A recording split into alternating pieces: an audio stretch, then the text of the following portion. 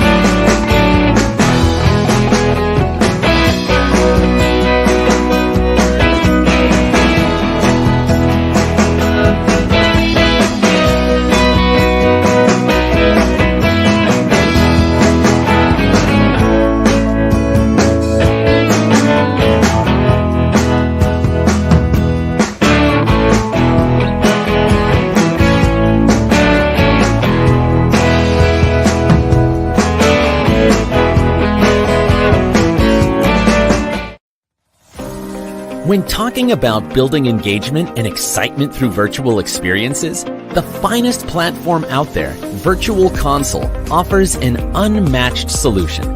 A do-it-for-you platform, Virtual Console offers an end-to-end tech solution that enables our clients to create personalized and custom events in just 48 hours. While the platform remains easy to use and navigate, assistance and support is available at every step to create a seamless experience. Not only is the platform scalable, varying participant sizes, it has proven to be cost-efficient. Let's explore the various features that Virtual Console has to offer. The attendees log in using an email ID or mobile number and enter the lobby area, which has event and partner branding, along with various speaker profiles and agenda for the event. Public and one-on-one chat functionalities, along with breakout rooms, enable attendee interaction.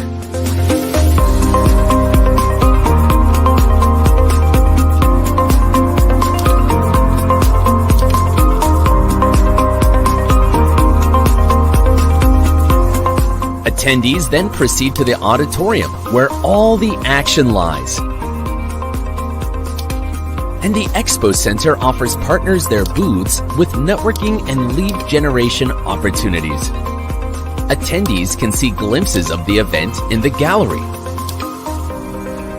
Virtual Console offers in-depth event analytics to ascertain and track the attendee touchpoints, time spent across various functions, and beyond. Let us have a look at something Virtual Console recently put together for one of our clients with over 3,000 attendees.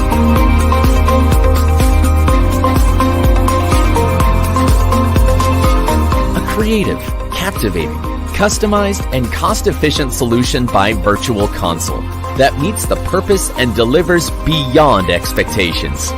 With the changing times and trends, it's time to bet big on virtual events and experiences. Trust us to be the virtual event solution specialist you need. Virtual Console, here to deliver. Book your demo with us at Virtual Console.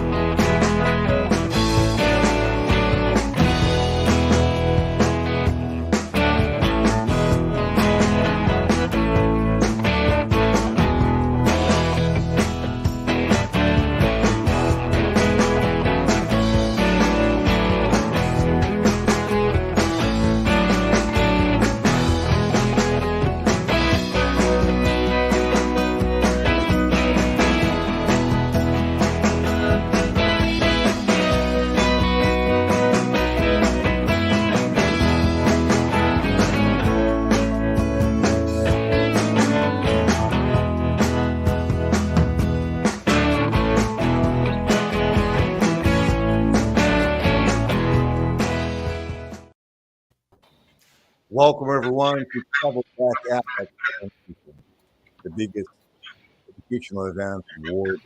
So welcome everybody to this video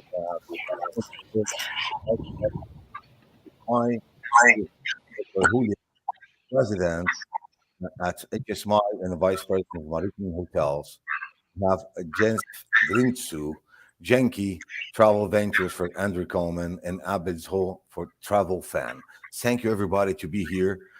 For us, TravelTech has been created to bring knowledge all over the world for free, and to teach or market and our trade on hospitality and travel and destinations. And we are unique in what we do. We are the only event totally independent without any kind of support external. And that is good because have a panel as we have right now. It's awesome. So thank you for everybody that stay with us here.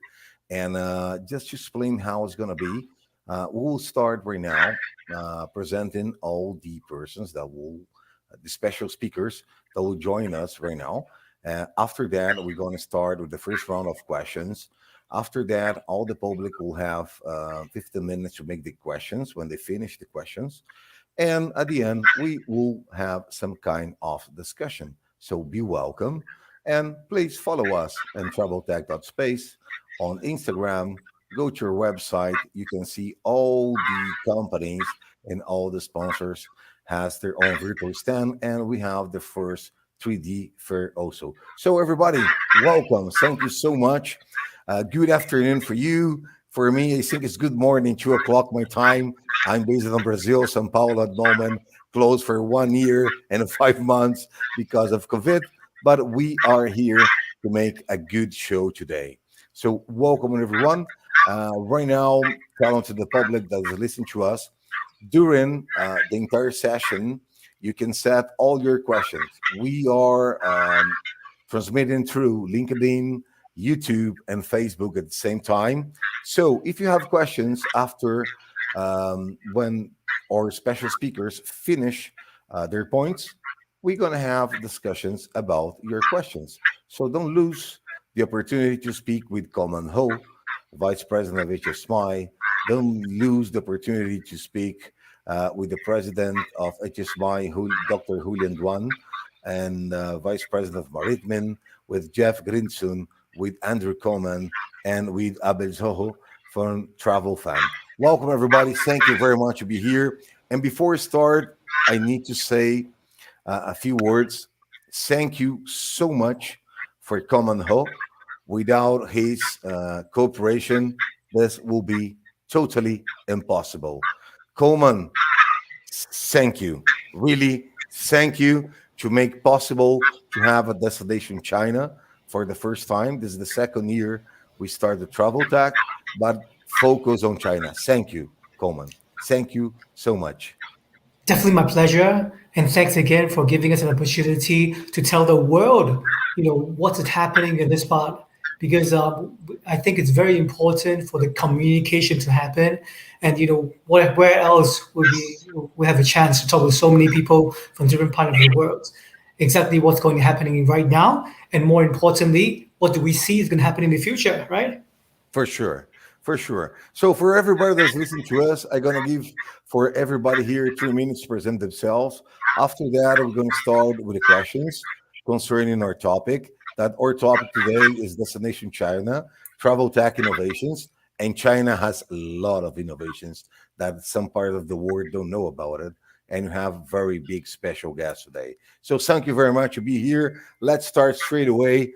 Let's go to Colman Ho, Vice President at HSMAI. Mr. Colman, you have 2 minutes to present yourself, present the company you work with. So go ahead, my friend. Right. Hello, everyone. It's a pleasure to meet with you all. I'm actually a serial entrepreneur using my sales and marketing skills to help the various companies grow. Well, in the past few decades, have been helping a lot of companies going into China, but recently, in the past few years, have been helping tech companies growing abroad. I'm representing HSMAI here. HSMAI is actually founded in the United States since 1927. So it's been, quite a few years. and it's an individual membership organization comprising nearly 5,000 members from 35 countries and chapters worldwide. So the organization is sales, marketing, and revenue management professionals representing all segments of the industry in the hospitality industry. So we have a strong focus on education, just like what we are doing here. HSMAI has become the industry champion in identifying and communicating trends in the hospitality industry, while operating as a leading voice for both hospitality and sales, marketing, and revenue management disciplines, and also connecting our members with our customers. We are from the US, but now we have chapters in Middle East, Asia Pacific, and also Europe. So this is, just a very brief introduction.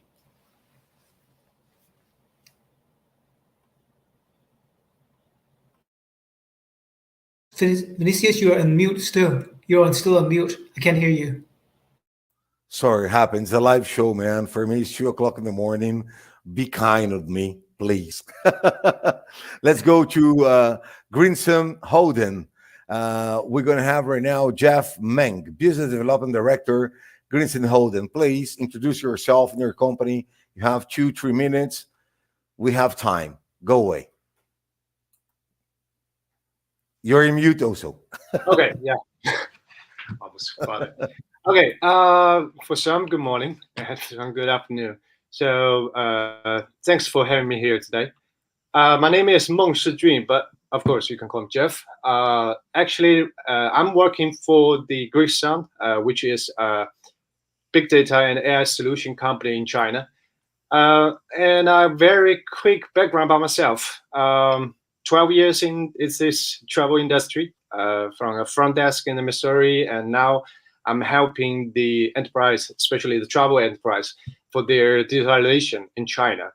So basically, I really love travel as same as I love my job. So especially in this tough moment, I think everybody was at least looking forward something. For me, I'm looking forward to embrace the business coming back. So hopefully it's going to be better. Yeah, that's it. Thank you so much, man. Welcome. Very glad to have you here. Right now, let's go with Dr. Colman Ho, Vice President of Maritim Hotels and President of HSMAI China. Miss Dr. Huilian, it's your time to present yourself, please.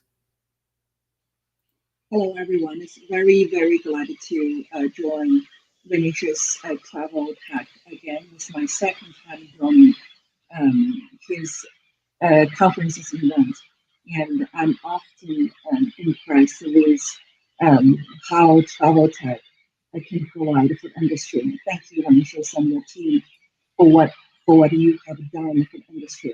My name is Huilian. I work for a German-owned, the largest German-owned hotel brand called Maritim Hotels.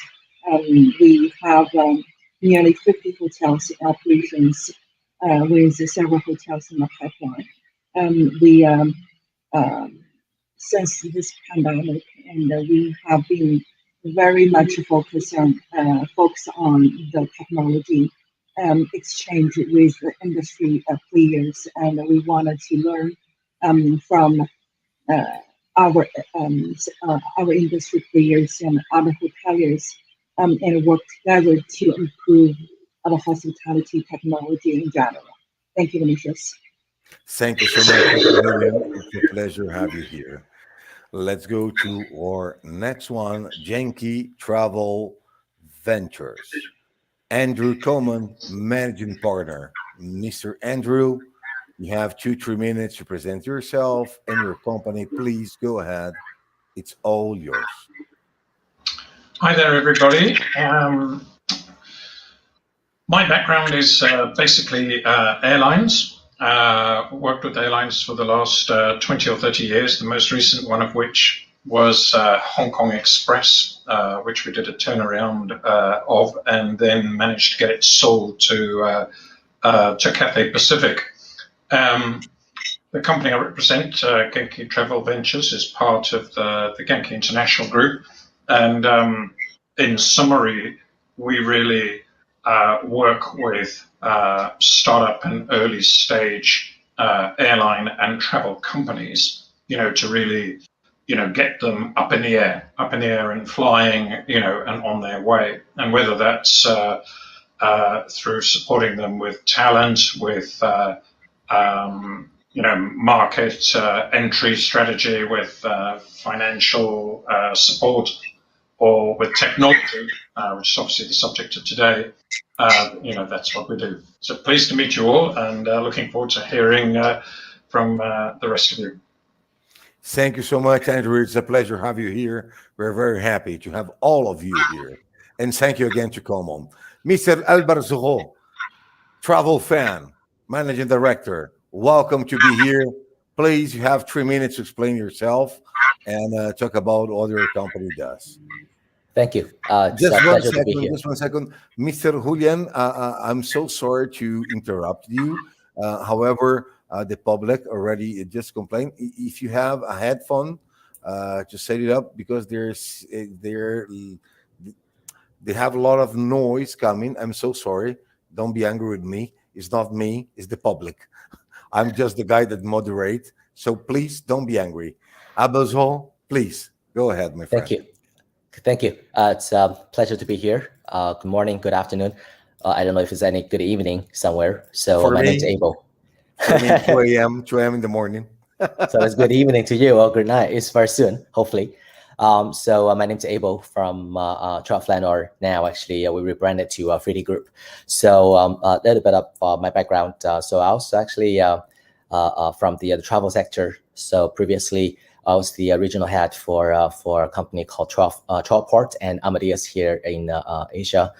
Before that, I was with Air Canada. So Andrew, good to see you again. I think we had a pleasure long time ago. We had actually, but at least last time was face to face. But right now, this is the best we can get. So our company, as you can tell from the name, TravelFlan. So basically, we started in the travel sector. In the very beginning, very simple business idea. Just actually want to do some different types of OTA targeting anything other than air tickets and hotels in the travel sector. And then so back then we were doing something more on the local activity side of the travel business. And then so when COVID-19 hit, so everything changing. In 2019, actually, we started switching from a B2C focus to actually to a B2B2C focused business model. So back then, we had a quite honored actually signed two of the relatively large accounts. So one is China Mobile, one is Samsung. So actually that changed the game and the direction for the company quite a bit. So in 2020, when COVID-19 hit.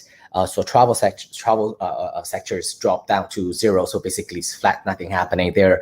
And then so we actually started to exploring, switch the business model or the focus of the business segment side from actually travel to local lifestyle and e-commerce side. So and then again, we're lucky that we had our some of the business partners actually full support. So not just actually we closed the year with the highest revenue, but also this is the first year for our company to be profitable in 2020. So I have to say we are one of the ones that actually benefit from this whole COVID situation. So the company is still growing fast. So right now, instead of so previously we had operations in China, Hong Kong, and South Korea, and then so now that has so our markets have been expanded to right now just about 10 markets from Hong Kong, Taiwan, Singapore, Indonesia, all the way to Dubai to London at this point as well. So so it's an honor to be here with all of the fine people and all the professionals. So hopefully we can learn something from this event. Thank you. Thank you so much, Abel. So, for everybody that is listening to us from LinkedIn, from YouTube, from Facebook, we will start right now with the first round of questions, where each of our special guests will have questions, and they will have between 7 minutes to express themselves without any rush. But the good thing is that if you have questions, please, if you are in YouTube, if you're on LinkedIn, if you're in Facebook, and if you have questions concerning the innovation technology and all the questions that are going to set it up, please write down, send the message. I will receive as the moderator. And when we finish the first round of questions, we will join the public for their questions to all the attendants here, the special guests, to answer you guys. And the other thing that's very important, after that, we're going to have a little discussion about different things, maybe super apps, maybe, I don't know. Let's see. It's going to be very, very tough and very funny and happy and educational. So thank you, everybody, to be here again. So let's start with the first round of questions. And the first questions goes to Colman Ho, Vice President of HSMAI. Mr. Colman Ho, how TravelTech is changing revenue management in China? Let's do the question again for the public. How TravelTech is changing revenue management in China? Please, you have 7 minutes. Express yourself with no rush at all. We have a lot of time. Thank you to be here. Thank you. Well, I don't know whether 7 minutes is enough to talk about what's happening over here, because in China, everything changes every few months. So let's look at it from a perspective, from a distribution side and from the consumer side, okay? Whenever we are looking into the distribution, we always have to be aware of what competitors are doing and what the market is offering. So in what happened in China right now, one word that's very important is omni-channel. Omni-channel means people uses different kind of touch points to make a decision where to buy and what to buy. This is a situation I'm sure we're all familiar with outside of China, but it's on steroid in China. Okay, just imagine when you go on the customer's journey, the first part of discovery. How are you going to discover and something of interest? In China, when we talk about omni-channel, it's not only what the hoteliers or where the aviation people are used to. When we have a very, I would say, very well established, what we call the distribution system already in place. We do have the what we call CSM already available, and I would say that many years back, that's why the entire travel industry was so successful. This distribution system works offline to support all the other, let's say, distribution channels that we have in the past, travel agents mainly, right? And it's been so sophisticated and so successful that we have been doing this for the past few decades. But right now, the distribution has changed to such a point that people are looking for information about travel, not through travel agency and not through only major OTAs or not through online travel agencies. They're looking through the ideas how or where to travel via social media, via Instagram, via video online, and via any word of mouth. And actually, we always compare the travel product not only with our own travel products, but we should compare it with any e-commerce that you can buy online. Everybody knows what Alibaba is doing in China. You know how much that they penetrated and disrupted the traditional distribution. And everybody knows that if you want to buy anything in China, first thing you go to, most probably, is to search in Alibaba for the product. They're saying that if you don't see in Alibaba, it doesn't exist. The product itself doesn't exist. That's how extreme people get when it comes to searching for products. Actually, it's quite identical these days when it comes to travel.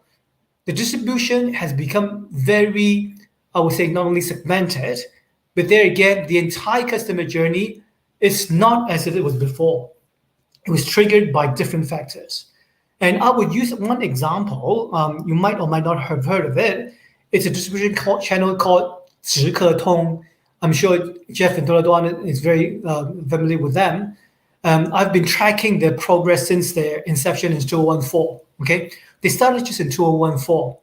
What they did is they are a SaaS PaaS solution, giving you all the tools that you will need to be able to promote online. Okay, via WeChat, recently via the WeChat video, also through TikTok, China, Douyin, and of course the Little Red Book. You know that there are channels out there. What they did is they provided tools for the hotel sector to be able to do promotion so quickly and efficiently that, as far as I know, not only smaller hotels are now making use of that. Even bigger hotel groups, you name the Park Hyatts, the Ritz-Carltons, they are all partnering with this company to do a distribution, light and social way online to be able to engage with the users. Now, what's so interesting about it is just like what I heard about in the Traveltech in the morning discussion about revenue management is that everybody was saying that it's very important that we hold a certain price point for your product because you should not lower it because lowering it doesn't get you more customers. That's the wisdom that we have of how to maintain a brand name of a product. But Jikatong tell us otherwise. The brand name is sustained by continuous engagement with your clients. They can buy something from you at a very low price point. Doesn't mean that they won't buy from you again for very high price point products. Basically, that's what we learned from this very special channel. I won't say that it's something that would apply to everywhere, but with the momentum they're getting since 2014, I've got some figures over here that we can share a bit. Right now, they were saying that they invested by Sequoia, IDG, Gobi. They work with 3,004 plus stars hotel in China. The monthly transaction, from their own report is around over 700 million at times. And there was a report that I will share with those interested later, is how during the May 1st holidays, the entire transaction on WeChat alone exceeded 226 million. So just for that few days of May 1st, what they sell is not only rooms, but buffet, even your own gym membership for a certain time of period. They cut the product segmented in such a way that they can become bite-sized to people normally would not even consider your product. So this is the way that in the past we haven't been trying, or we won't be able to do because of lack of tools. So omni-channel and distribution have changed in that way by we have to have a strategy as to small bite size for everyone, and then how we're going to have the bigger holistic whole product for everyone, for the same clients, because sometimes they will buy small, sometimes they will buy big. So this is what we are seeing from the distribution side. When it comes to the customer side, I touch on it a bit. Right now, people, I would say, is spoiled by the experience in e-commerce, spoiled by the experiences in, for example, outside of China, by Netflix, by Amazon. People are saying that, I know what you want, I can predict what you want, and I can guess what you want. And you know what? The funny thing is, people like this kind of guessing game, what we call the gamification, right? When we think about, what is the experience of purchasing, it's not only click and buy to become the most efficient, that works the best. It was proven by a Chinese super app called Pinduoduo. Pinduoduo basically is something like, you buy one thing, your friend buy the same thing at the same time, group them together, get the best discount. But it's not only discount that is so engaging or is so sticky. It's the gamification, how to make it fun, how to make all the information be able to cross and discuss. When we joked about it, when girls go shopping, they always go with a group of girls, right? The fun is not like picking the right thing even. It's about the communication, the gamification of the purchase. Now that's what's happening already in the e-commerce world, and also on other parts that a super app is educating consumers. And that is an experience that we should bring on to, in general, let's say the booking experience and the revenue management to consider. So this is what I have, just for sharing indeed.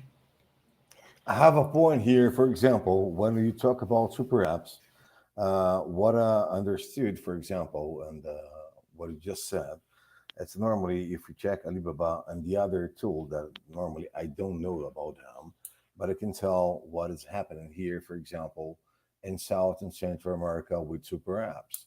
Super apps started here delivering food. However, super apps was so smart that said, okay, if I deliver food and those people use this and everything it's here, so I can build a super app for travel where I know when that kind of person spend their money and also where they travel. If I understand that kind of consuming thing, I can offer them based on what kind of money or the projection or the scale and the I cannot say life. Life is a bad word to say. Sorry, but in power of buying things.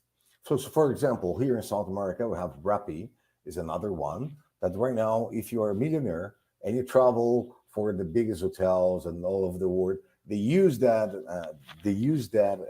knowledge and those data to bring you package for you. So the super apps, it's amazing. I don't understand why yet Europe didn't start using it. I understand why, but I don't put this right now. It's not the time of discussion. But super apps is like a revolution. And then we grow for normally growing markets as China, as let's say Thailand, let's say but Singapore, maybe not, Thailand, and we go to Malaysia, or we go here for South America, Central America. Those kinds of technologies will rule the tourism if you let them. What do you think, Colman? You're mute, man. Yes, I was going to say that we see a lot of similar patterns. It happens in Rappi. It happens in what we call the Meituan Dianping in China. They started with food delivery, right? Same thing with Rappi, right? Yeah. But what they do is like they get so much data information. I'm sure Jeff and Abel will talk more about that. How do we make use of the data accumulated? How are we going to know your customers by not just putting them in buckets called personas? All right, this is the marketing thing that we always do, which I really dislike, but we can't help it because we only have limited marketing budget, right? So what we do is we put people in personas and say that this is the people that we target. But with, I think what Jeff and Abel tell me, they can actually individualize or personalize. They do that. They do that. Yeah, Somebody they can do else that now. want to give some point here? Please go ahead. Open your microphone and speak. This is a discussion point. Oh yeah. Yeah. Okay.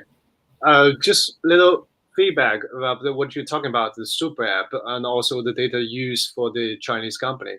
The company Coleman just mentioned, the 大众点评, that one actually, I think it's almost like 3 or 4 years ago. The Alibaba is already make an achievement for the the promotion for each customer in their each app with a different page and different recommendation. That's already done in like 4 or 5 years ago.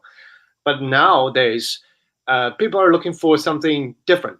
So the content, the product's promotion or the recommendation is becoming more accurate with those customers' history data.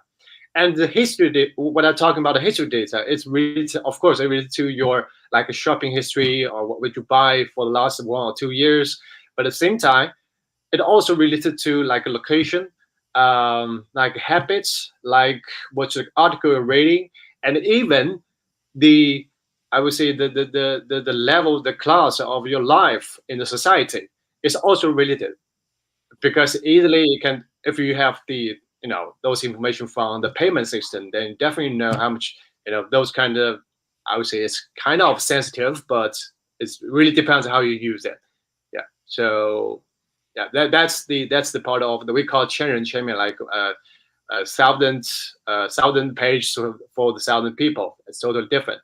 At the same time, I also want to relax something about the super app we're talking about. First of all, it's really depends how you define the super app. So if you think, for example, 大众点评 is a super app because that's related to your life, most of aspect of life, food, entertainment, whatever. And also, like Ctrip, for example, the Ctrip is giant company in China as a travel in the travel industry. The people make a reservation, pick up the car, do all the food, the recommendation in one app. But at the same time, I saw there's a sign in China is that the real super app, at least in China, mainland China, is becoming an app not only in travel, but it will include everything in your life. For example, if we just can give image some condition. For example, when you travel, you need OTA, you need a reservation. At the same time, when you're in the destination, you also need the map. You need the guidance. At the same time, you probably need a food delivery service. And also you want to make friends. There's social media also involved. So it could be include like 50 or 100 different apps function in one app. And that one, we're looking forward to have one in few years. And I think at this moment in China, not that much company can get all those functions together, but it will be. Great. That's it. Somebody else have any opinion? Andrew, Abel, Dr. Huilian, Abel, please go ahead, sir. Hi. Again, sorry. I try to not to embarrass myself too much in front of all the actors here. Can you hear me? Not much at all. It's a live show. All right. All right. So don't worry about I can only speak about this one actually on our own experience. So basically, I mean, just to echo what Colman just mentioned. So super app, the concept. So that's actually basically the ground of what we are trying to do after COVID-19 hits. That actually we're trying to put together. I mean, travel was what we're doing before, and then now it's putting local lifestyle, e-commerce, other personalized service components into one thing, into one app or one database as much as we can. But it's definitely challenging. But actually, I have to say the rewards definitely attractive as well. So especially for where we do have the China operations, we're working with some of the largest name in the market, but our operation actually focuses on overseas. So I'm just going to use Korea, for example. So basically what we are trying to, our business model is to do B2B2C. So therefore as the ground of the super app the fundamentals, then we are trying to make everybody, or I try to make our partners a super app. So whoever we are working with, rather than actually in the market, it's like a typical B2C company like the companies Colman and Jeff just mentioned. So one thing we realize about that is that so when they have the data, when they have the technology, when they have the content, so they actually grab everything just to provide in their one platform, and they serve their customers. Of course, I understand from the B2C perspective, you want to have that kind of competitive edge in comparison to other players in the market. But actually what we are trying to do is to make everybody as great as possible. So it's sometimes it can be difficult, it's challenging. We're definitely facing our obstacles and everything. But at the same time, you can see there's a huge demand in that perspective. So basically what we are in a nutshell, then we are trying to do all the dirty works, try to get all the dirty works done before everyone else is. So when we actually bring this solution to work with other partners, then they actually make it as simple as easy process for them as possible. So right now, I'll give you an example. So if anybody actually, I don't know if there's any audience actually from Korea for perspective, but I'm holding a Korea phone, a Samsung phone in my hands right now, and then so our solution is pre-installed to other Samsung smart devices in Korea. So if you click on that, and then our solution is right here. So basically you can book from buying a flight, buying a coffee, buying a toothpaste, or actually simply ask today's weather and stuff like that. So basically that's actually, we definitely believe that's the trend. And then that's actually what we are trying to actually make it an easy process, a transition process for our partners as easy, as simple as possible. So for me, the basic thing, we Occidental have too much to learn for Oriental people, for sure. Well, actually, I think the other way around. But yeah, thanks. But at the end, we'll just show up. It's like, okay, we are 2-3 steps before. But it's great. It's great to have you here and express like this. Thank you so much. Thank you so much. Let's go to the next question, Dan. The next question will be for Jeff Meng, Business Development Director, Gridsum Holding. The question is, data assets management. Which technology influence the China Traveltech most? EI, 5G, or EOT? I will repeat the question.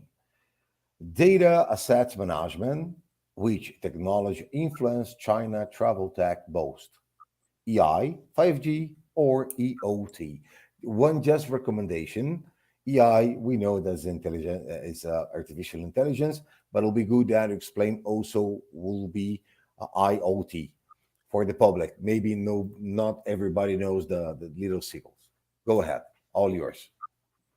All right, first, a few explanation about the IoT. So what we come here is like as soon as you have all those kind of systems related to your business or the data assets, now we have a much smart device in each equipment. For example, the device can monitor the volume of the electric or the water flow, or even that, because that's part of the energy. And also we have the IoT, for example, in the car. You can detect the surrounding environment. That's part of that's one part of the IoT as well.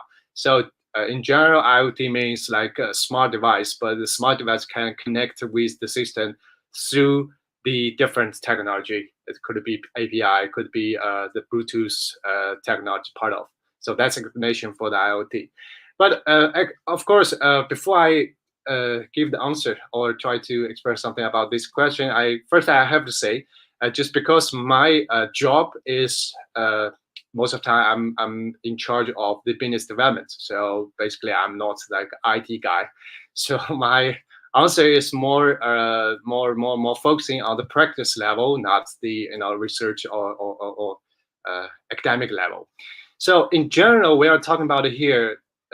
The host already mentioned like AI, 5G, IoT. We also have like a blockchain, VR, AR, or even some other technologies.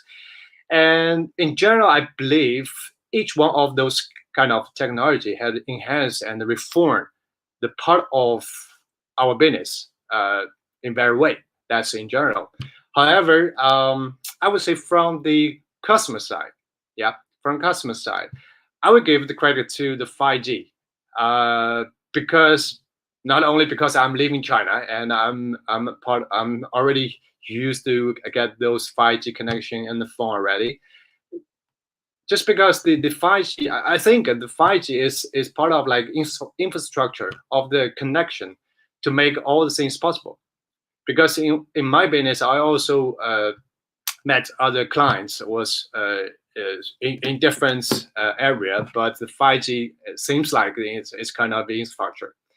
But from the company side, if somebody asks me what kind of technology was influenced this industry, especially travel industry most, actually my answer is negative. I will give the reason.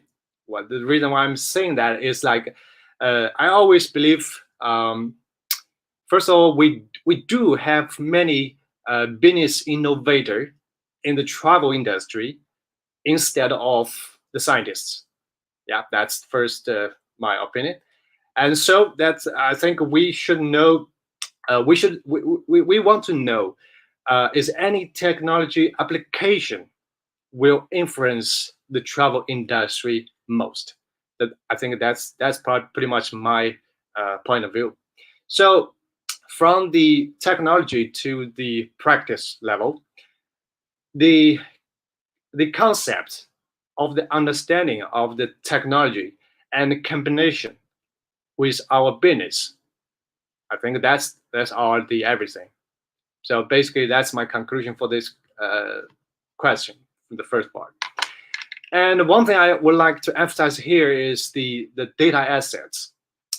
That seems like a very interesting topic in China.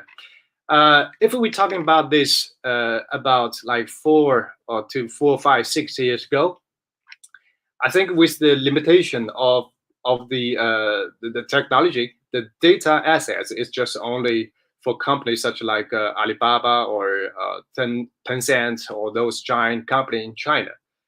But along with the, I would say, the transformation of the customer behavior and also the changing of the customer needs, the travel company do realize the potential value of the data assets. That's the big change.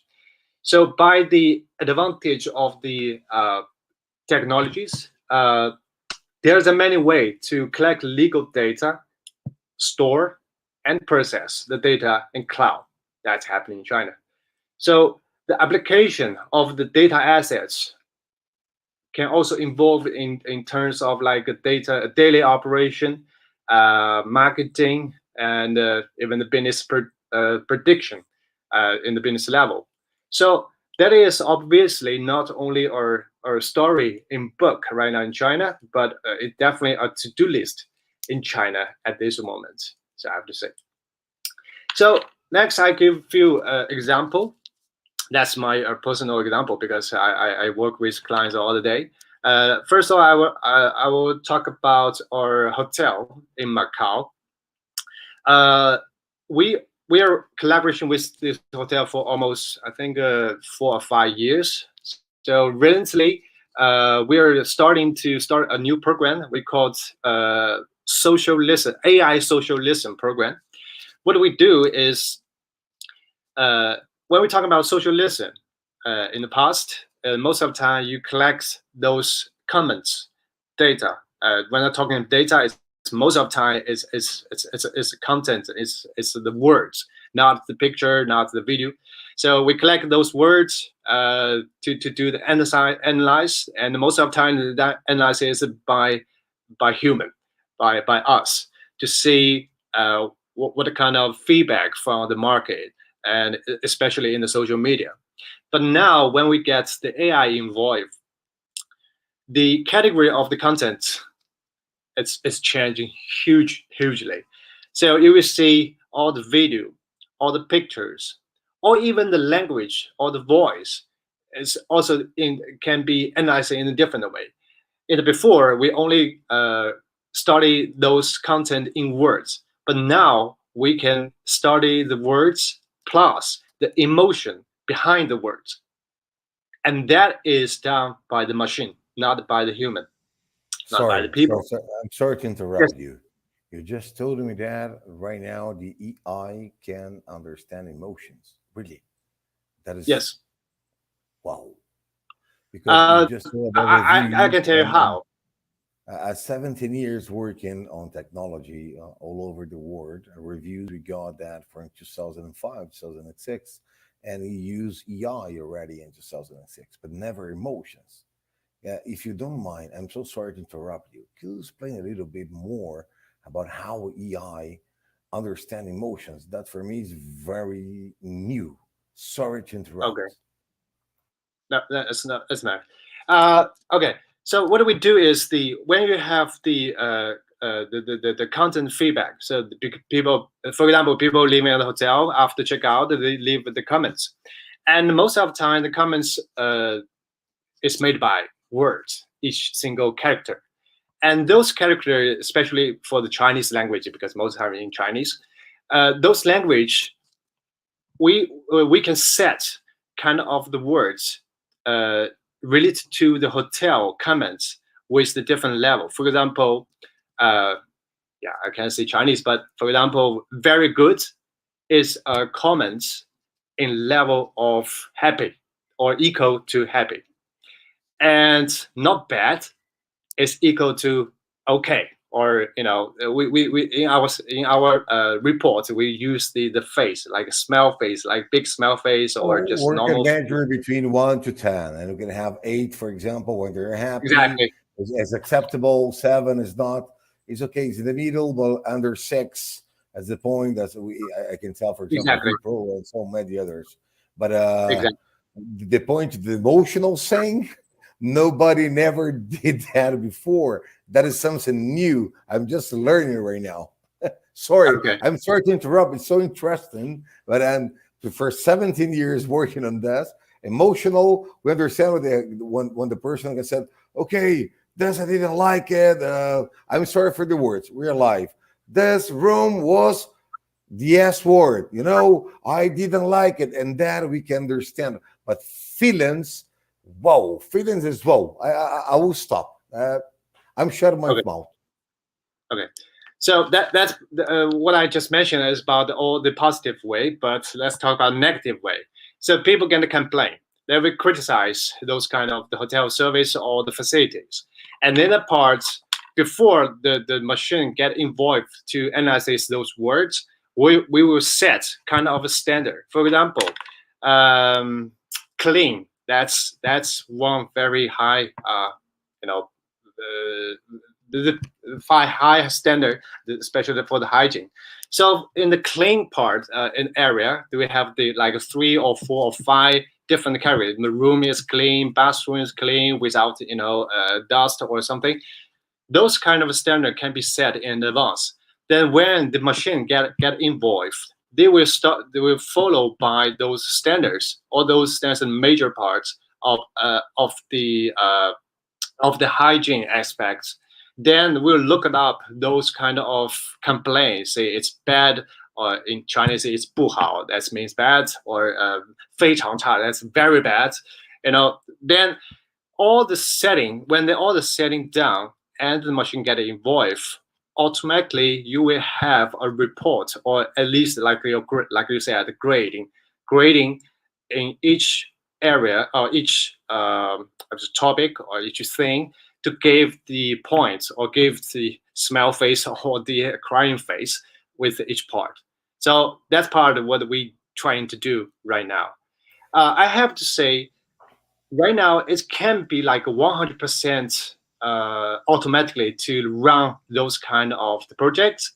But what we're trying to do is, first we start to input our knowledge about this industry into the machine, to set the different level, to set the start. Then after that, the machine should learn 1 time, 2 times, 3 times, and eventually, which we believe, the machine eventually will do everything automatically in the future. So that's what we're trying to do now. That is quite awesome. You know why? Because it's the first time a company is using emojis, if I didn't understand wrong, using emojis to make the feeling of the person. Normally, we always set numbers, 7, 6, 8, 9, 10, 5, 0.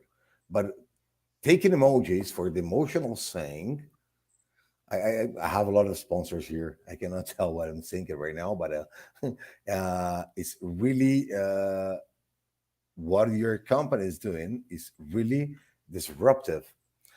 As I'm seeing, is the first one doing an association about the feelings of the person with emojis. Of course, for me, I'm 43 years old. Maybe I don't care too much about emojis, but for the new generation, emojis is quite something really important, and it's amazing. And it's amazing that you can do an EI relating with an emotional set and emojis. It's the first time I'm hearing something about it. Abel, you want to say something?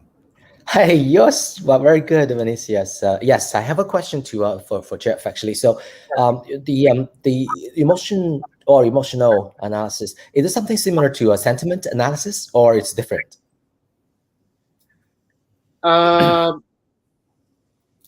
No, I think it's different. Okay. Actually, how thank you. How? Yeah. So curious, because actually we do have the sentiment analysis actually to a lot of partners and for a lot of projects, actually quite important nowadays. I mean, just as you said, it's actually very interesting statements you actually, some of the information you just shared over there. And then of course, the China market, it's so advanced compared to others. So I mean, see, I'm actually attending this thing. I try to learn something. This is something very interesting. So can you so would you mind just emphasize the difference between the emotional analysis and the sentiment analysis, the difference between the two? Okay. First, I have to say those kind of technology. When I'm talking the emotion, this ability, came from another part of our business in our Gridsum is for the legal, because we have another kind of system is to input all the content from the legal document. So, for example, if you go to court, you have the all the record for what you say, and from the judge or those kind of the premium or the referees. Then those kind of documents will be recorded into the paper, and based on we call the knowledge of the industry, we can do the automatically how to say pre-gel I'm not sure it's correct words. Pre-jurisdiction. We cut you here. Yeah. I'm joking. Kind of that. Then, because the key of that ability is really to start to look up the words or the content, because eventually, doesn't matter what you say, but everything will be on paper. So that ability is shaped into our industry, for the travel industry, to start with that. Then also the emotion assets, is also considered as an extension from the social media. Because for the social media, we used to the clients used to want to learn something about the customer feedback or customer image for their brand. That's a social media social listen to. But I would say the emotion assets is becoming our potential dimension to look up your consumer in a different way. So I don't say there's like 100% accurate, or it's already going very smoothly, but we still try to learn a lot about that. But the project will start. Jeff, if your technology has the chance to have an accuracy of 80%, you're gonna rule the world on opinion. You're gonna or you're gonna be buy for a lot of companies want to buy you straight away. Really. Okay. Thank you, man. Was awesome. I just learned a lot. Wow. Love China. Come on, let's go to the next question. Wow, awesome. No, really awesome. I'm not being here that kind of person. How to say in English? Andrew, help me. When you say something that is not real, I forget the word. When you're being like a potential clown and telling stupid things. No, really, Jeff, what you're creating, if you got 80% accuracy, you gonna rule the world. Because if you can make artificial intelligence really understand emotional things, even about emoji, even about understanding behavior, because on my understanding, maybe and super app with your technology, for example, will be very simple. I don't know if it's very simple, but it will be very accuracy. Okay, Colman, I want to say something, man. Go ahead. Just going to say that the first time when Gridsum comes to our attention is not because of travel industry. Actually, what Jeff was telling about, what they did was disrupting 2 or 3 very interesting industry. I won't say more about it, but they one is the world. It's not in trouble. No, and everything. It's basic for everything, man. It's not trouble. It's in everything. Right. Everything is going to do is going to be based on what Jeff just said to us. This is amazing. Yeah. But it's actually something that we should think about as well, as travel industry as well, because we think that we have something very genuine and unique. We always think that personality has to be done personal. But what Jeff's company did in the legal and the accounting world tells us that even though we feel very good about ourselves, is there something that can be replaceable by AI, or AI can do better than us? That's the question we have to constantly ask ourselves. If, for example, what they're doing right now in those 2 professions is saying that, can we do a better actually more fair judgment when it comes to legal cases? Can we do a better calculation when it comes to accounting or more industry? So these are the questions we always constantly ask ourselves when we are disrupted by technology. Colman, I won't interrupt you because we have 3 more questions. I already have a question from LinkedIn, a person that already said psychological state, and that was awesome because I'm really impressive. I'm run this travel tech for 2 years and have a huge knowledge on the travel industry, distribution, reviews, and a lot of things. But what Jeff's proposing, whoa, it's like he can change the world. I know it's for good or for bad, but for sales, for sure it's for good. Let's go for the next question. Thank you, Jeff. Was awesome. And we already have a question from, I will say the name here. Just give me 1 second, just to let her know that we're going to ask this like this. I don't know. Ilyas already said a question. So don't worry, Ilyas. We will ask this after we finish all the questions, okay? So it's put here on my laptop, and we have more things. After Jeff, we have more things. That is a good thing about travel tech. Let's go to the next question. So right now we have Andrew Cowen, Managing Partner, Genki Travel Ventures. Welcome, Andrew. Thank you very much to be here. Let's make your question. So is, how can travel tech improve and streamline engagement with Chinese travelers from the perspective of international travel companies? I will repeat the question. How can travel tech improve and streamline engagement with Chinese travelers from the perspective of international travel companies? My friend, take the time that you need. Go ahead. Thank you.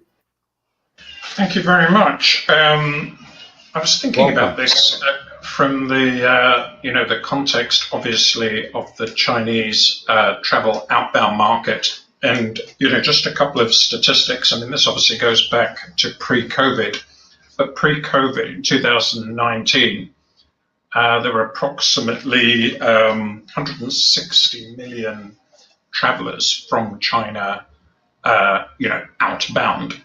And these, so that was the biggest source of outbound travelers. They spent approximately $255 billion US. So, as we think about how we come out of COVID, and what do we learn from pre-COVID and during COVID, and what can we do better after COVID? This made me think about, well, how can we engage better with Chinese travelers? So, I thought about this, and how can I get at this issue? So I know what I'll do is I'll ask the boss. Okay, so you probably want to know who the boss is. Well, the boss is my wife, actually. My wife, she's the boss.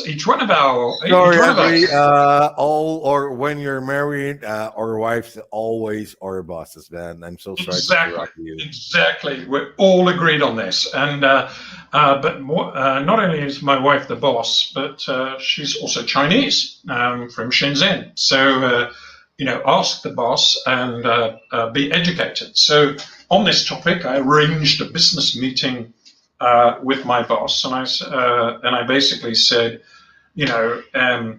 why is it that whenever we travel, all that you do and all that your friends do and everything else is use Chinese applications, websites and so on, which is a pretty key question if you're a foreign travel retailer trying to engage with that very important Chinese traveler. And of course, I've done lots of research and all the rest of it, but my boss, my wife, was able to, just bring it alive. And really, I think, this also comes back to things like super apps. Super apps are all very well, but if you can't communicate across all the different platforms and so on that make up the super app, then that obviously limits the the capability and so on. So, Chinese travelers, they tend to use Chinese applications, travel on Chinese airlines and so on for, a couple of key reasons. And I'd be interested in my colleagues here, if they agree or disagree. But, language is the obvious one. Even when you've got a foreign travel retailer, providing content in Chinese, usually the translation is pretty bad. Or it's not good enough, or there's not enough information, or information expressed in a way that easily engages, with the Chinese traveler. And some of that's cultural, some of it is what Chinese travelers are looking for. So Jeff, I think, actually touched on this a little bit. When the Chinese traveler is heading to a city, a destination, they want to know all this is a quite big, scary experience quite often, where there's a worry that they're not going to be able to understand and find their way around, just because everything's in English or French or German or something. So, the traveler's looking for information about, where's the airport I'm arriving, at the hotel, what sort of kind of are there things are there to do in the surrounding area? Where can I go if I want to order some food? If I want to, you need to be able to speak with somebody who speaks Chinese. So a lot of international companies just don't cover this. If you want to order some dim sum, just to use some Cantonese food, it's very, very hard, to do that. Another thing that my wife highlighted was discounts, and Colman actually touched on this a little bit in the engagement side. The traveler's got a huge choice of retailers to work with. Why choose one versus another? Well, actually, one of them, the enticement, if you like, the encouragement is actually discounts. And so many international retailers just don't tend to use that as a tool to incentivize at least the try me, that get that sort of first transaction underway, that first engagement. But another thing is that she highlighted, for example, which again rings very true and supports the research, is Chinese travelers do a lot of research. But actually quite a lot of that research comes from the comments. Okay, so the comments about the hotel, the comments about the airline, the comment about the visitor attraction. So many international companies, they make the comments available, but the comments are in English maybe, or in Spanish or something else. They're not in Chinese. There's not really very many of them. If they do, enable a translation, the Chinese is pretty poor, the Chinese translation of the English comment, okay? And of course, Chinese travelers use the comments quite extensively, partly to strip out the fake comments. We all know we've got an industry-wide issue, doesn't matter which country you're in, of a lot of fake postings, fake comments, and so on, usually by the hotel or the airline or whatever concerned. So for the Chinese traveler, they use the comments quite extensively, and they read them quite extensively to try to get past the fake postings to get at what's really, going on, at this hotel. So that's an issue, for the Chinese traveler. How do they get the feel for the place they're visiting? Do they get a good feeling that's going to match with their requirements? Another crucial, and then the last crucial area, I think that is so important to the Chinese traveler, and again, I'm coming back to that engagement, particularly that continuous engagement Colman was talking about, is payments. So again, we're very familiar with the extensive rollout of WeChat Pay, Alipay, and so on. It's getting better, but so many international travel retailers and so on just can't engage with those payments. So you end up, for the Chinese traveler, almost having to sort of carry cash, but I never use cash. When I travel with my wife in China, too often I'm handing over cash, and the taxi driver looks at me like I'm some sort of dinosaur, and in many ways they're right, and so I think these are really the impediments actually to engaging with that all-important, Chinese traveler that is going to be so fundamental to the travel recovery. So that was one of the things I wanted to sort of contribute to all this, and I think I wanted to focus on this also because I thought what Jeff and Abel and Colman were saying is very important, but it's also easy to focus on some of the tools like AI and so on, which we should. But if we don't direct the tools in the right way, they're not actually going to be very effective. We've got to really, be able to speak, to the travelers. And, that's what I've been trying to get at, hopefully that you can see in the last couple of minutes. Thanks so much, Andrew. Somebody else have any inputs that you would like to do? Dr. Huilian, Abel, Colman, Jeff? If not, I move to the next question. Well, Andrew was like, the last bit I really want to comment is like every time we try to do some travel, not only travel tech, any tech implementation or changes, in order to have the best result, it has to be business driven in a way, and it has to have a very focused, if even small, goal. The thing is, like, everybody when you talk about tech implemented in the establishment, they always think big. Nothing wrong with think big. Think big is good. But from the experience, the business goals has to be so clear and crystallized that it has to be like, the increment versus the last quarter. You have to spell it out really clearly to be able to use any tools right. And then you can grow from there. It's not like and then of course, it cannot be always like one plan that will carry you through a long time. It's to be a lot of A/B testing, a lot of small goals reaching the ultimate goal to be able to get that right. Because when you are doing the implementation, the tools itself could change already in 3 or 6 months' time. Thank you very much, Colman.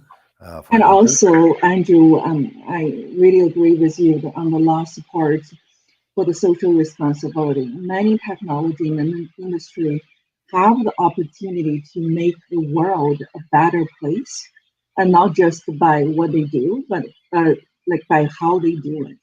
So we really needed to consider that part. And another thing is data privacy. We're talking a lot of new technologies coming to the industry. So this data is a fundamental component to the success of all the technologies we're using in this industry. So the more data collected, the better the offerings for individuals using it, right? So this technology, the builders, like what we offer from Jeff, Colman, Abel, will need to weave the privacy considerations into the app's address user concerns. That's what I wanted to add. Thank you, Dr. Huilian. Jeff, you're in the spotlight, man, just to let you know. We have already 4 questions here, and I have one for MIT. This guy we have MIT, so we'll just you're in the spotlight, man. At the end, when we finish with the questions, prepare yourself. Thank you, Andrew, for all the inputs, Colman, Dr. Huilian. And let's go for the next question. And remember, everybody, when we finish the questions, right now we have a question for Dr. Huilian, President HSMAI and Vice President of Maritim Hotels.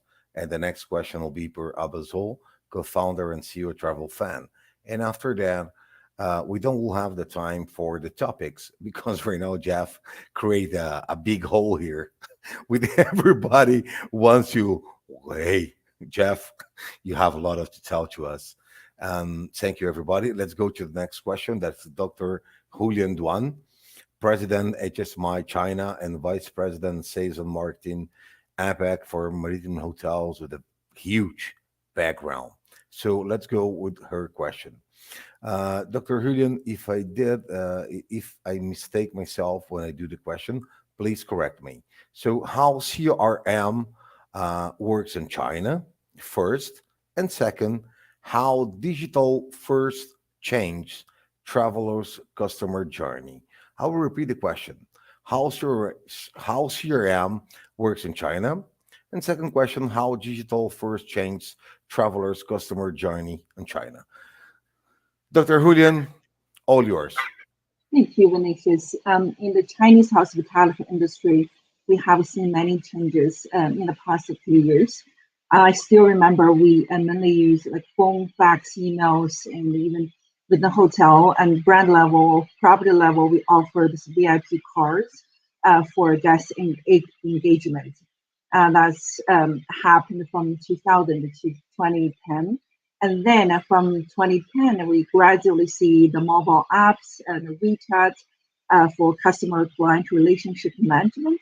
And then from last year, especially this year, we have seen more and more the CRM scenarios taking place in WeChat mini program, TikTok, the Chinese version, Douyin, live stream platforms, Alipay, ad check late, and etc.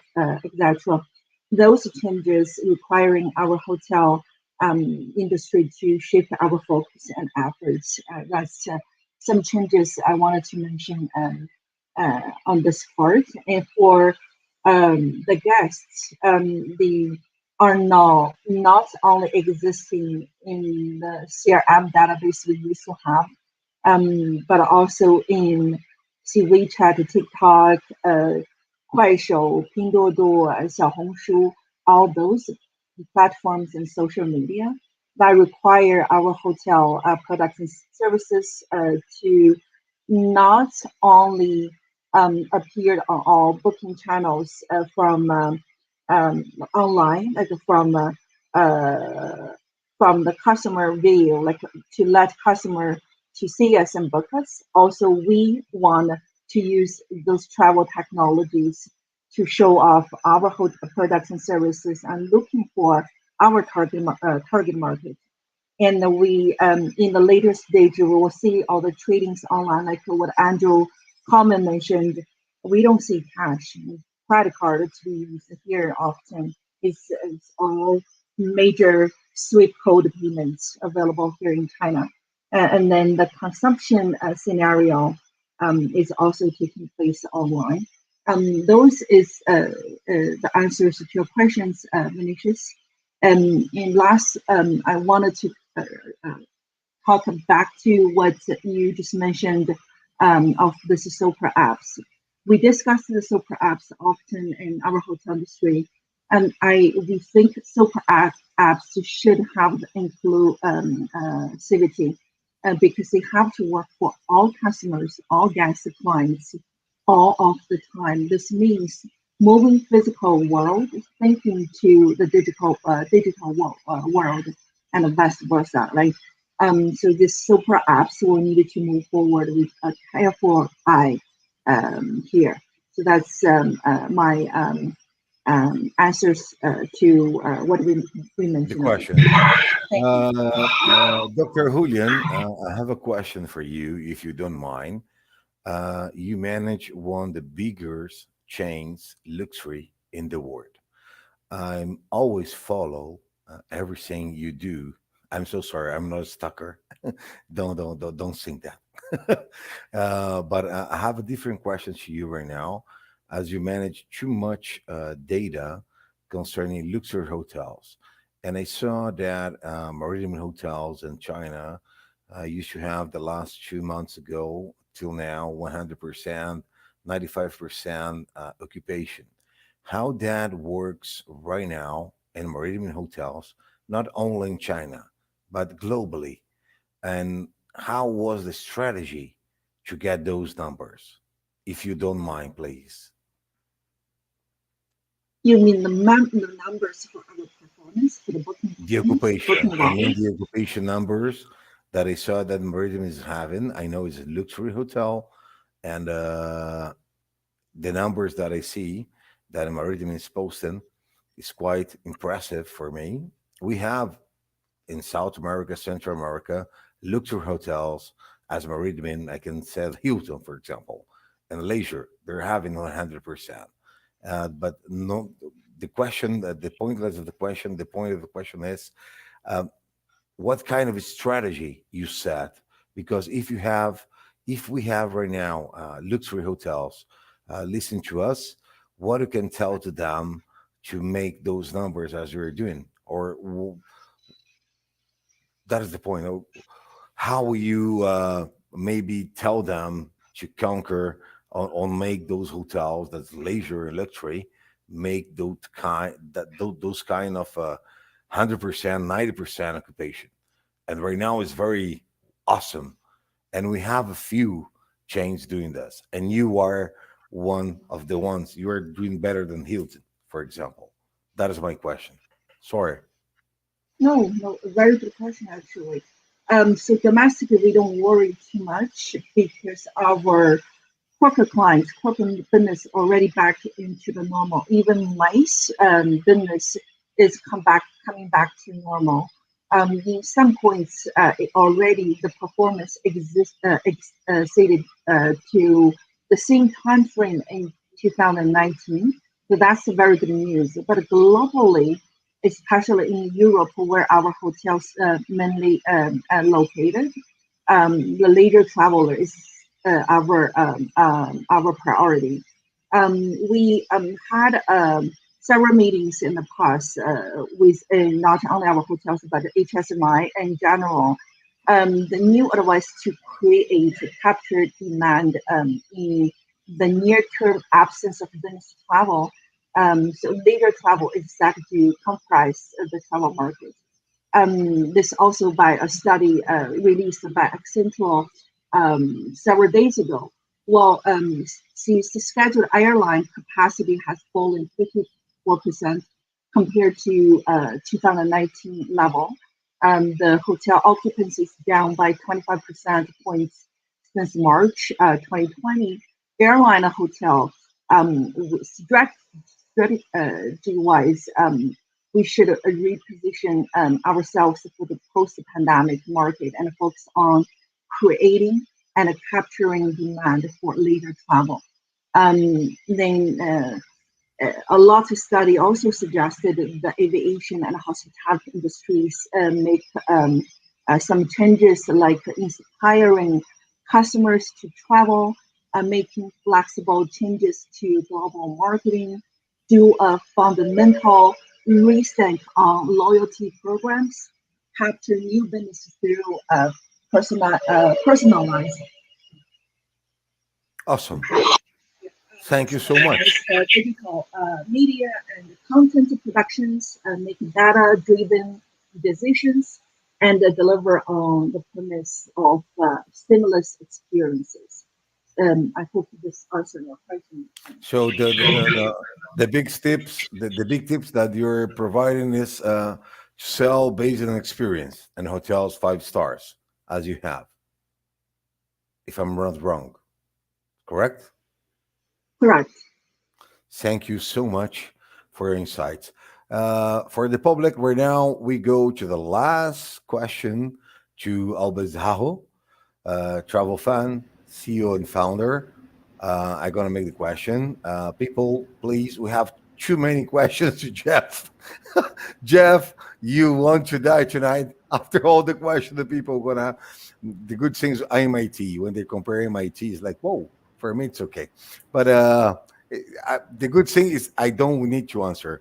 For all the public, please set more questions because here you have huge.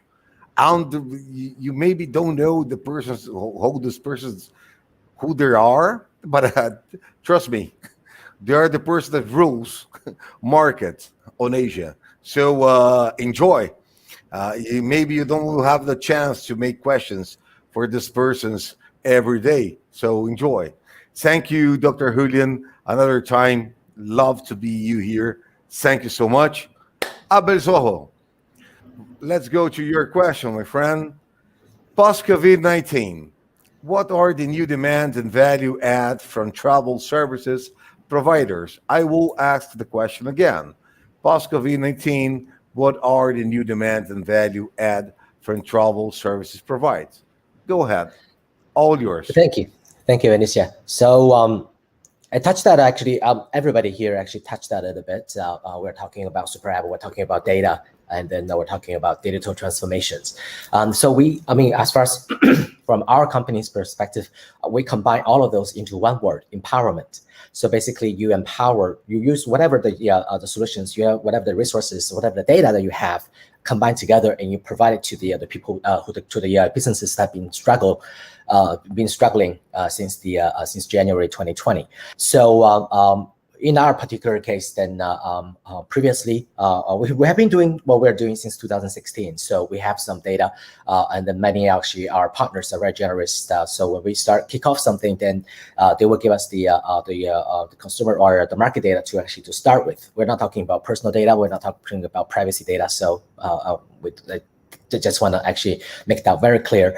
But in terms of those actually data, is a very good starting point that actually you can integrate that into our backend system. So and then based on what kind of data that we can get, and then what we expect, what kind of outcome that we can expect from the system, and then therefore provide that to our partners. At the same time, a system typical SaaS companies or B2B companies, if actually you are only developing a solution providing to the business partners to use, then it's no big difference from, for example, in the market there are a number of them, IBM or Microsoft or Oracle, all those big guys. One of the things they have in common is that they provide something to the business to use, and then then that's it. They leave it that way. How to use that, and then how the business actually going to utilize that piece of technology they spend millions of dollars on, it's up to the business. But in our particular case, we do actually a little bit one step further. So we'll provide a solution to our partners, and at the same time, we'll give them all the other supporting tools we think they might require. For example, inventory and distribution capability. So for example, if we're working with a hotel, then right now, COVID-19 hit. I mean, if you have domestic travel, you have staycations, customers, great. But what about actually the ones they don't have such luxury to actually still maintain some of the bookings coming in? Then we can actually provide them something else. For example, local lifestyle, help them to promote their hotels product to other channels, and then also e-commerce. That's actually merchandises. So that's one of the other possibilities we can work with, the value that we can bring to the hotels. In addition to, we help them to reduce the operational costs as well. So there's so many things that actually as a technology company can provide, as a travel technology companies to provide to the service providers. So basically, that's how we look at, and that's what we have been doing since January 2020. Thank you so much, man. Thank you. Somebody else wants to have some add on what just Zhao just said? Nobody? Okay, before we start, because we don't have the time to discuss the topic, because we have a lot of questions. That is a good thing, because the public did questions. But before I proceed with the questions that we have, even if those questions is for Jeff, I would like that everybody interacts. But before everything, I would like to invite Colman Ho, Jeff, Andrew, Dr. Huilian, and Abel Zoho to create a TravelTech China in Mandarin on December, and did that in 3 days. Of course, I cannot help. I speak 6 different languages, but Mandarin, I'm so sorry, man. I have no clue. Happens, but I would like really to have your commitment. Maybe with Coleman, I already have his commitment on that, but I would love to have Jeff, Andrew, and Dr. Huilian. I know Dr. Huilian is very, very with agenda very close, but Abel also to us to create a TravelTech and Chinese for China, because I think it can be a very good thing. This format, I hope you like it. Do you like it? You can open your microphones. Do you like it? Do you enjoying the session, man? Lady, Miss, Mans, Curse, Dr. Huilian, I listen to you. It's a yes for me, all right? Oh, Yeah. Coleman, have your yes. I need to have the yes with other persons. Certainly from Love our to, side. love to, but need to. My Chinese is only halfway there, so I need some help in the language translation department. Of course, But I more than happy cannot to. help at all. The only thing I can do is say, hello, I will find everybody. Coleman. Hello, China. I'm living. Coleman, it's all yours. I live. But will be awesome to have your support for us to create a Chinese Traveltech China. I think it'll be a turnaround. And after that, open up even more, because I see as an Occidental person, being very transparent, and I hope nobody get angry, but the things that I listen today, Occidental people, are not even thinking about it. And Andrew is laughing. Andrew is laughing, but he knows it's true. Occidental people are not even thinking about it. So if we can create together a Traveltech China, I will be more than happy to create with all of you guys. Right now, let's go with the questions. Chan, chan, chan. Jeff. Sorry, apologize, gentlemen. I have to apologize. I have another meeting. So I have to, don't worry. Don't apologize. Don't worry, Abel. Thank you great so pleasure. much, man. Thank you for having me. It's my pleasure. But keep in touch. Definitely. Cheers, Thank you. man. Bye-bye. Keep safe. Let's go to the first question. Jeff, are you prepared, man? Because right now you're gonna be trembling, because I saw the questions here. I'm trembling myself. I'm gonna put here on the screen the first one. I just will check who set this question. 1 second. It's so many persons here. Okay, I'm so sorry if my pronunciation is not correct. It's Elias Zammer. Elias Zammer requests to us emotion versus sentimental emotion. Refer to a complex psychological stage such as happiness, anger, jealous, grief, etc. Sentiment, on the other hand, can be defined as a mental attitude that's created through the existence of the emotion for an EI. So I'm shut my mouth. I'm an engineer, but it's not my difficult one. First, I have to say the project we are trying to start now, what I just mentioned about the emotion feedback through the AI or through other technology to judge the people's feedback, the emotion behind it. That is something we try, like I already mentioned, that's something we try to extend the social lesson or from the existing aspect to analyze the customer feedback to another level. That's the purpose. Then when we're talking about emotion or sentiment, I would say right now, first we have to follow the standard of the industry, because we know behind for the emotion or for the sentiment, there's many.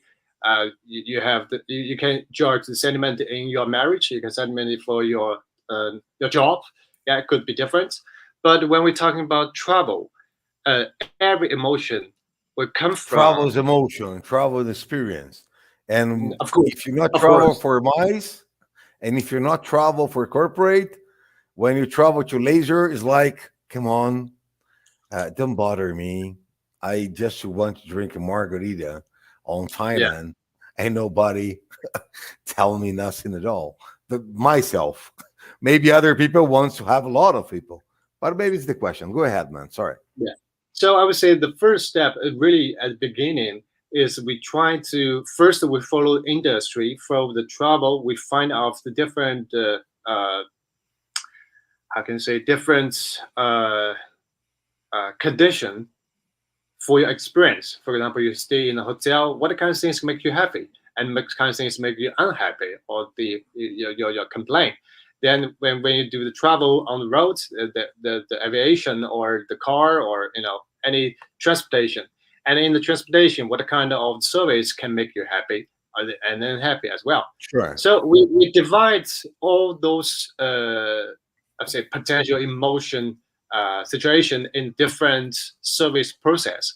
Then we looked into those kind of surveys and find out all the different standards for each section.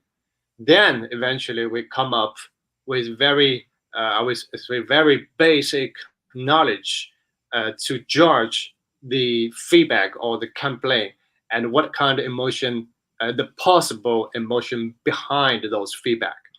And that part is very, like I said, it's a beginning, and those kind of information, those kind of knowledge should be put into the machine and let the machine run 1, 2, 3, or even 100 times. Then we find that eventually, hopefully, we'll find out if the machine can work with those kind of emotion analysis. We have another question here, Jeff. Yes. That's very, very interesting. Great ideas, Jeff. But question for you: how will AI analyze sarcastic review? That is, I don't know. That is complicated, huh? It is, but I'm thinking how. Yeah, I'm too. The question has been made by Rada Abizwazwas. Is the name of the lady just did the question? If I have to answer this question just in one possible way, I would say AI is a tool, but to teach AI how to find or how to recognize those like sarcastic comments, it's really based on the knowledge, based on what you teach to the machine. That's the only way I can answer it. Yeah, you need to teach them. Yeah. Right now we cannot answer for sarcastic because sarcastic, but okay, I agree with you. We have another one. We have a lot of them, and after that, I have a good question for Andrew. At the end, I will put my question. As nobody did it, I will do it. Andrew, laugh. Come on, man. Don't be angry. Let's go to the next question here. Okay, this is a question that for me is not. It's relevant, but for example, the saying isn't the same of MIT on US Media Lab was doing some years ago. No, it's not. I'm so sorry, it's not. MIT, they try to focus. I'm so sorry. I'm answering for you. I'm so sorry. But MIT, we need to understand MIT is a technological made and created to create artificial intelligence, 100%. But it's not the same. At the moment, we have a lot of robots, but none of them understand sarcastical. And a few of them, maybe with Jeff, will have the optional thing to understand the feelings, but not the sarcastical thing. But it's open. Dr. Huilian, Andrew, Colman, I can pass to the next one, or you want to say something about it? No? I think that a lot of conversation is regarding what the AI can do, right? And in this conversation, and I would say that Jeff explained it quite well. When it comes to AI, I think it's our responsibility, even I would even put it that way, to understand more ourselves. What AI, what's the ability of AI? What Jeff mentioned here is how they put in the application in different kind of a scenario. What a lot of questions is about the fundamentals of AI. So we can see here. So I would say that we have to put a bit more time to understand what the AI can do to be able to, let's say, make better use of the applications. Or as Andrew just said, to be able to get the business goals or the business result of what AI can do for us. I think, in China, for example, we make AI, it's almost like a must read for everyone. We must know what's going on in order to do our daily work even. In the marketing, for example, I cannot do my marketing without knowing what AI can do for me. This is something that we have to make it our own responsibility. And I think what Gridsum does is put it in different verticals using the AI that they have on hand right now. And I think also that not everyone have the expectation that AI and most of the regular people, when I say regular people, I'm not assuming people don't have knowledge or don't have culture, but regular people don't have no idea. They're all data. They're using their iPhone or Android is taking the data. So it's a big deal. Let's go to the Zhang Zio. I'm so sorry for the pronunciation. Jeff, you have the spotlight, man. You never. Let's go to this one. Question for Jeff and Abel. Abel, just leave. The magic of machine learning is that sort of activities you are into will be automatically pushed for you when you land at foreign destination. For example, be it activities, restaurants, performance, etc. Before finishing your question, I will finish. This is a different. AI helps you do that, but what you need in your question is a destination management system. And at the world right now, we don't have really powerful destination management systems. When you go to a destination, the most DMI that you have is Google. Let's go to finish the question. How does one single super app integrate ecosystem players globally to optimize such EI/ML recommendations? We have Rapid to do that. The most important one is Google. Google do that. And however, the things that none of destinations in the world do is have their own. That's the bad thing. But I let you speak. Maybe I speak too much. But I know when I speak something, I know about it. I don't talk full things. Okay. I'm getting old. I'm 42 years old, but I'm young, but getting old. Too much experience. And we have in our company for 3 years, 2 years and 11 months. Next year is going to be 3 years. We created a destination system. What is a destination system, Zhang Tio? Destination systems means that you can sell, you can have your app, you can have your website, and you can have the hotels. You can have an operator for the hotels, a low cost, and then you can be inclusive. Right now, everything you see inclusive, maybe is a kind of gender inclusive. When we talk about destination, be inclusive means if you have a small entrepreneur that makes shoes or makes some chocolate, they don't have the option to be online because they don't have money. My company created this already for 2 years and 11 months. However, in Brazil, government don't want to put money, and without money, that's never goes happens.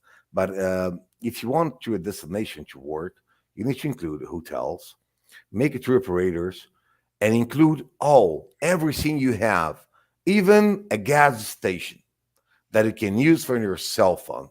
That is already have been built and by myself, and for sure for other persons. But Jeff, everybody, please go ahead. I would say something first. First of all, my definition about the super app, if I'm talking about this topic, like 3 years ago, I would say in China, for example, 大众点评 is a super app. In travel area, I think the C-Trip is also super app because there's a bunch of. So the standard to say it is a successful super app is firstly you have terms of the user, then you offer different services or different products, enough products for your platform to meet your customer needs. So that's my definition of the super Correctly. app. However, what I'm saying now in China, because I would say China might be a totally different market compared with the rest of the world. I would say in China, it is possible to have a super app. Let's have a very fancy imagination. I think a lot of people knows Alibaba Group, right? But you might not know how many we call business unit, we call BU for the Alibaba. So basically, in Alibaba, they do have, for example, they do have the map. It seems like a Google Map. They do have Fleeky. It's pretty much same as the OTA, like Ctrip or Expedia, but not that large. But at least it works. Then they have the video. They have the YouTube. We call it Youku. They do also have the food delivery. Ele.me. It's like food delivery like Meituan. It's the same. So I won't list all, but I would say in China, there's pretty much like 20 or 30 BU or different apps is already cover 80% of the life in China, include travel. But travel, it could be a very small part of that one. So imagine someday, it might be won't happen in the future, but I'll just imagine someday, if Alibaba try to make a super app, that is the one app plus map, plus travel, plus video, plus social media, plus e-payment. Everything can be set in one app, or even not app in a different form. It could be. We don't know yet, because we already saw something happen in the WeChat. Is people not used to download the app anymore, because the WeChat is quite an easy way to find the information and make the reservation. It's much easier than download the app. So doesn't matter what kind of form it is, but I think that one day, if Alibaba wants to do something like this, it could work. And by that day, I would say that is what I call super app. So it could be met. Agree with you. I just don't agree with one thing. Super apps help small business maybe to grow on resell. However, they never help geolocalization for those people that don't have the knowledge and they need support, and that support costs too much. And in that time, I think a destination management system, a DMS, gonna be a super app, but for a destination. Right now, when we talk super app, we're looking for and geolocalization everywhere. I think, in my opinion, with my understanding of the market for 17 years, sometimes it's necessary. We have different destinations that need super apps, but geolocalize it. This is a different that I see. And that is that the super apps never will do it. Only if you stay Alibaba, Thailand, Alibaba, or someplace, but don't will be the same. And to finish, because we're passing over, I have my Finnish question. My Finnish question is for Andrew, for Dr. Huilian, and for Colman. Let's go with Andrew, the first one. Andrew, tell me, you have more than 20 years working in the airlines, and one of the guys that most know how airlines work. And this is how you see the recovery that you can see not only in China or in APAC or globally. How you see is going to happen. As we're seeing, when they're open, it's like, blow, it's exploding. You see that it's floating with maintain, or we grow and then come back to the normal. What do you have in mind? We're supposing here, please. Personally, I think the recovery is going to take quite a long time.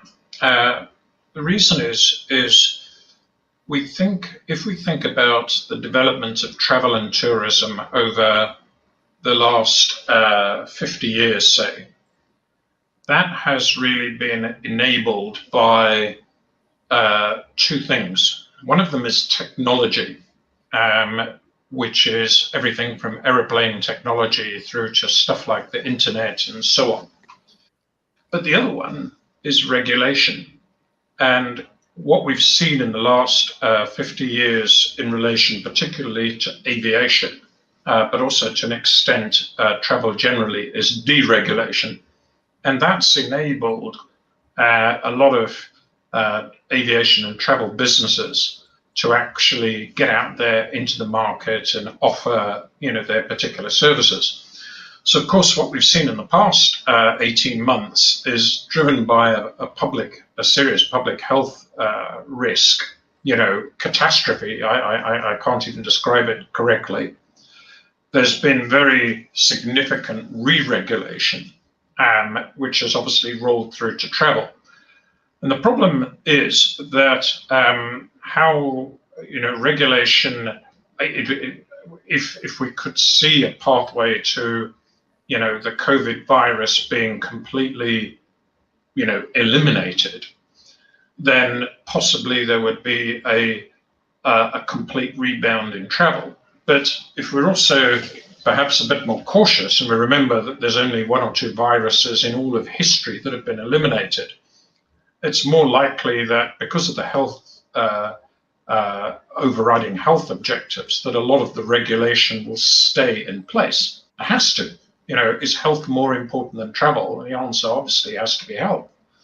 So because of that, a lot of the re-regulation will be quite sticky, if I could put it that way.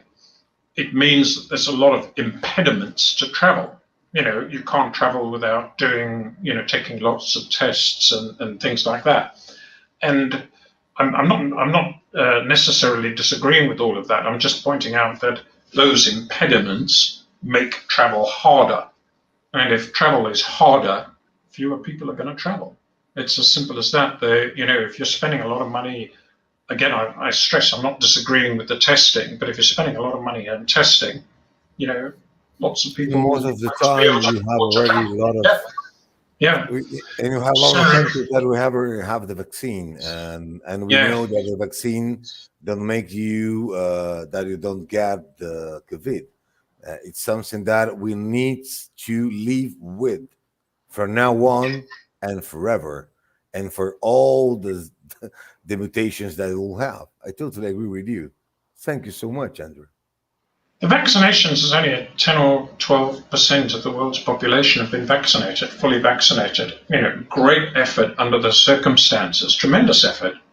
It's still, factually a very long way to go. And that's why, it's only really when I think a lot of that vaccination is completed that some of those regulations can, that are about, protecting public health can come out, but in a way, get out of the way of travel.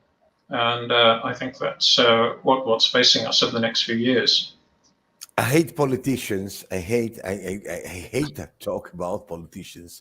But on my way to see, those regulations will stay for long years and make difficult or make business and grow and make steps forward and a few times. But it's okay. Dr. Huilian, I have a question for you and for Colman. As HSMAI, how will you see the recovery, even the vaccination? But we have Thailand, Singapore.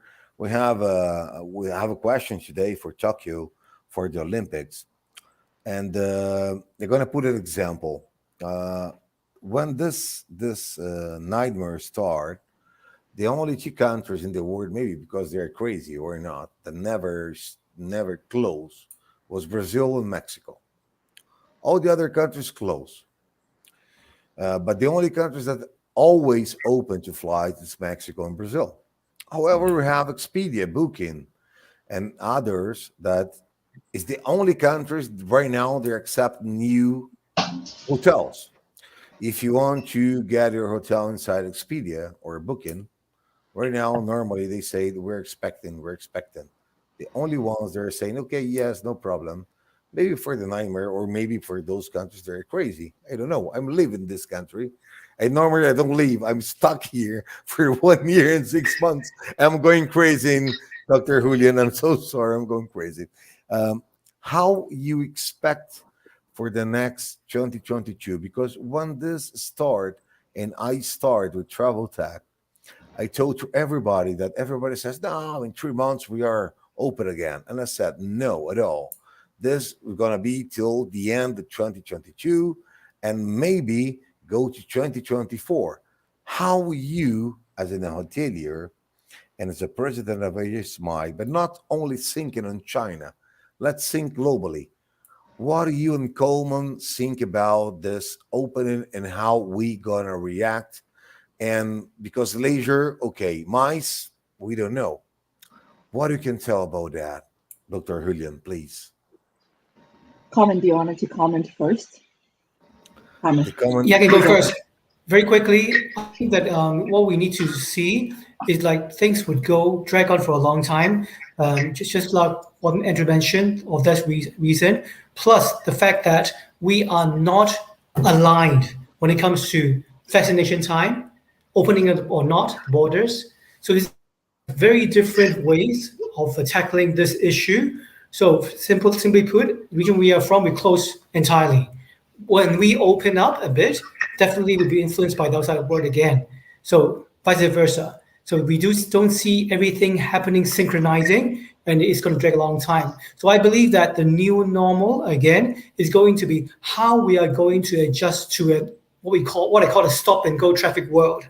Remember when we drive in the freeway, we stop, we go for 60 miles per hour or above, and then we hit the brakes.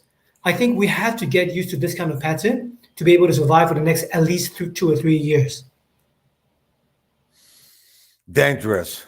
Dr. Huilian?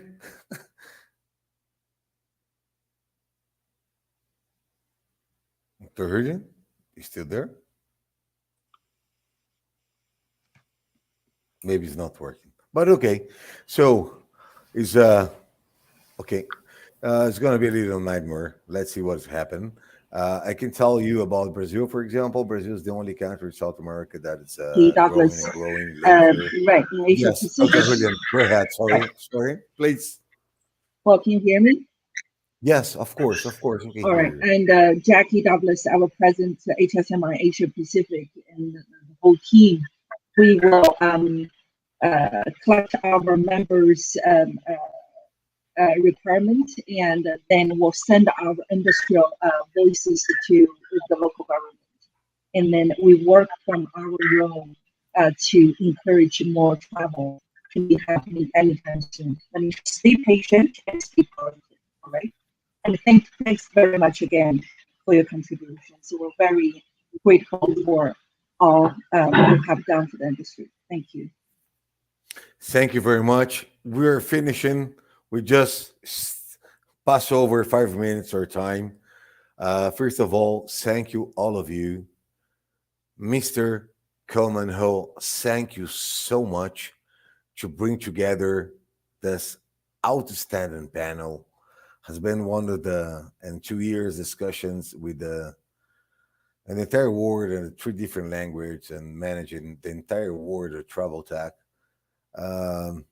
Maybe people can be jealous, or maybe some people can say that they can hate me. This one was the biggest panel I ever have. And the ones that, wow, it's wow. Thank you very much. Right now, I'm going to give you 1 minute each one to say goodbye. Coleman, and before you say goodbye, I would like to request again that we can project for December a TravelTech China in Mandarin. And I want to have your support. And if it's possible, let me know after. Has been one of the biggest events that I ever have in 2 years here. I already listened for more than 225 different companies and the vice presidents, co-founders, VP, directors. This one just blew my mind. And Jeff, man, you take all the lights, man. You take all the spot, dude. Welcome. Mr. Colman, you have 2 minutes to say everything you want. Thank you so much. So much. Thank you, So Vinicius, for giving us the opportunity. I want to thank again Dr. Duan, Andrew, Jeff, and of course Abel to be able to join us in the very last minute. We didn't give it a lot of preparation time, but I would say that this is something that we do it every day on a daily basis. I was talking about how difficult it's going to be when it comes to the next few years, probably. But don't forget, we are in the industry which it's not stable.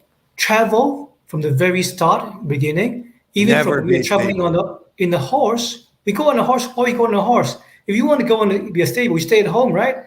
You don't want to go on a horse. It's dangerous. You might fall from a horse. Let's be dangerous.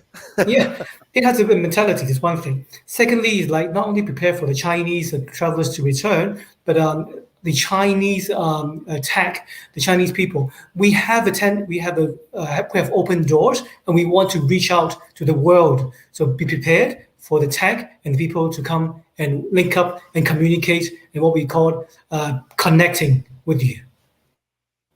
Thank you so much. I'm so sorry for all the attendants. We have attendants still setting up questions, but right now we're finished. We're finished 2 hours. I cannot do more than that. Jeff, your 2 minutes, man. Go ahead. Thank you so much. You're an incredible person, young, smart, and you have a tremendous future, man. Keep it that way. Thank you, sir. First, I want to thank you, the TravelTech. It's pretty much my first time to be here with all the audience, and thank you for your attention for the Chinese market. Personally, I also want to thank the Coleman and Huilian, because those two, I would say my teacher, because I know them for many years, and in somehow they helped me a lot for the last past years in my personal career, process. So thank you again for Cowen and Huilian. And also I'm looking forward to see you in maybe December, because China changed a lot. Maybe 4 months later something new come up, and I wish I could. We just need to build that, Jeff. Coleman. I already told Coleman that Coleman is going to be the head of person to create TravelTech at China. I give him all the rights. I just need to put that on paper, and it means the paper is an email and sign a contract. But the contract don't mean money. Means that he gonna be the head of TravelTech in China. And then if you can help Andrew and Dr. Huilian, I will be more than glad. But I remember, I just say, hello everybody, I'm here, I'm living, ciao. And then it's up to you. And I hope I can learn Mandarin, but right now I'm so busy in so many terms, but I hope sometime I can. Andrew, welcome, man. Thank you very much for participation here. Please, your 2 minutes.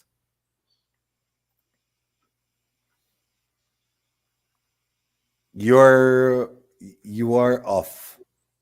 Open. Yeah. No, I think I've learned such a lot myself, and I think we've got a lot of obstacles in the way to travel getting back, to where it should be. But also, what a lot of my colleagues have illuminated is there's a lot of innovations, a lot of ideas that can smooth the way.